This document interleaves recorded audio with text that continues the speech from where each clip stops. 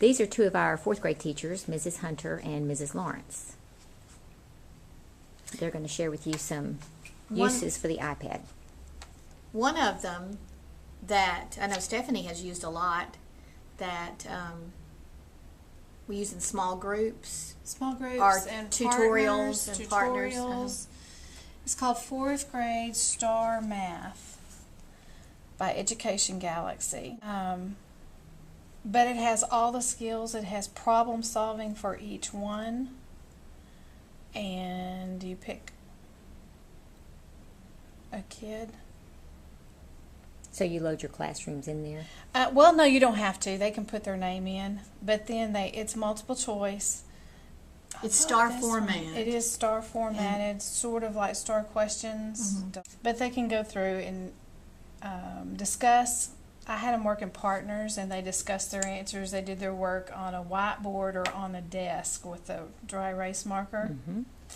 And it tells you what they So, missed. you let your students write on their Oh, desk? Yeah. Oh, yeah. They love to write on On the desks. desk, and then Like it's these easily, brown desks, they Uh-huh. can actually see it? Brown, with a wipe off marker, and then it just wipes blue and off. black. Red sometimes leaves marks. Not easy to get off, but blue and black, they write them all the time. It's a lot easier than grabbing whiteboards. It's one, That's yeah, they too love cool. to do it. Okay.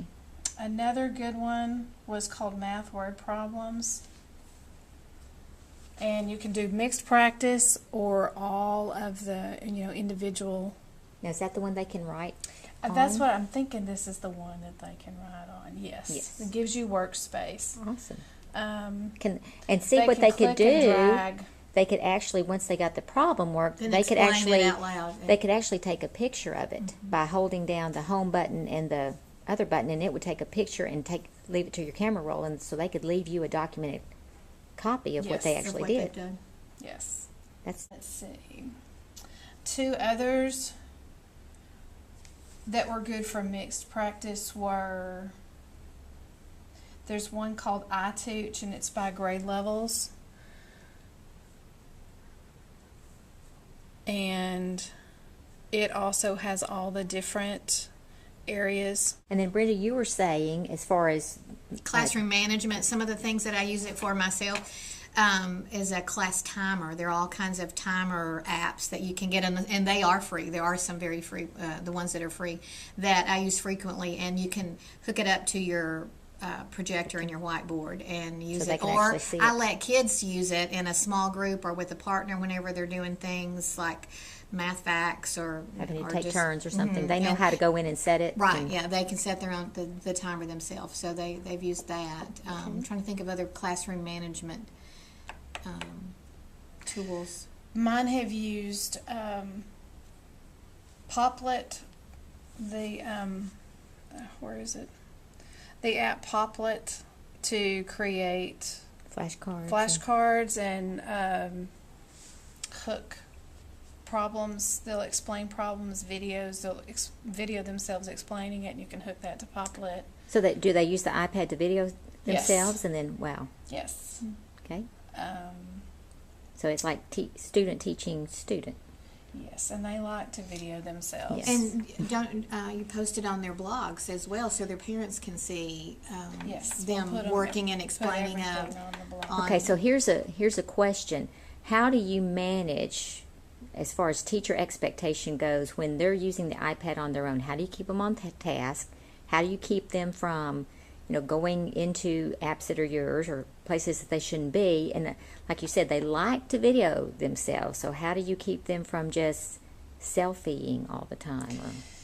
I have a lot of iPods that we start out with first, and we practice and we go over the rules consistently, and they stay in this room, and I monitor a lot. And if I catch them doing something that they're not supposed to do, they lose that privilege.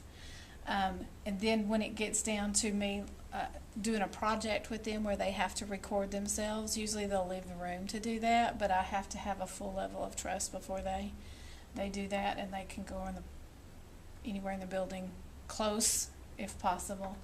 But they have to get there first. They have to earn It takes a that. while, yeah. Yes. It takes a while. So do you have those Lot rules of posted somewhere, or do you modeling. just verbally? I don't practice? have them posted.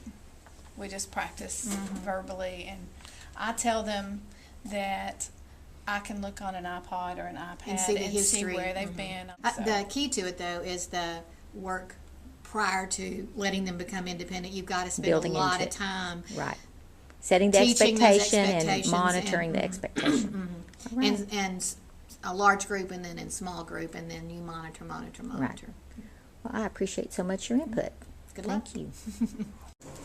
Let me get this over here. This is Shelley Carrington. She is a 4th grade writing teacher at White Oak Intermediate, and she's going to show you how she uses her one iPad to make an interactive lesson for the entire classroom.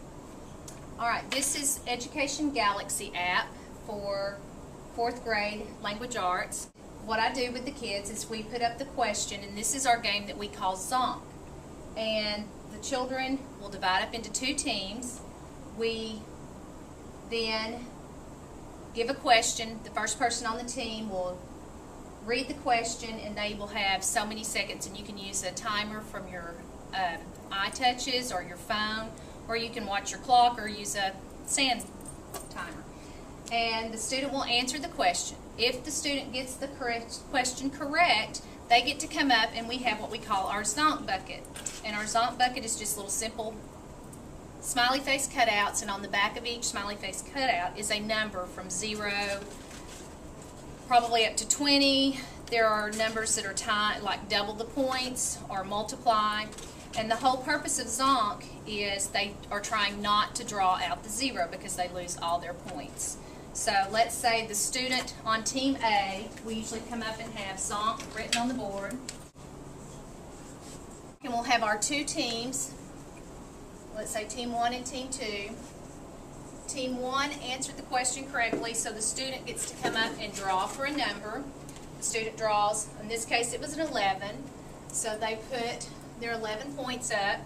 Then they get to ask their classmates, do I want to draw again or do I stop and stay? And the Team A decides they give the hand signals, go on, so the student gets to draw up to 2 times. The second time they drew a Zonk, so they lose their points. Then it's Team 2's turn. Another variation that I do is if Team 1 is unable to answer the question, then Team 2 gets an opportunity to answer the question and draw for Zonk.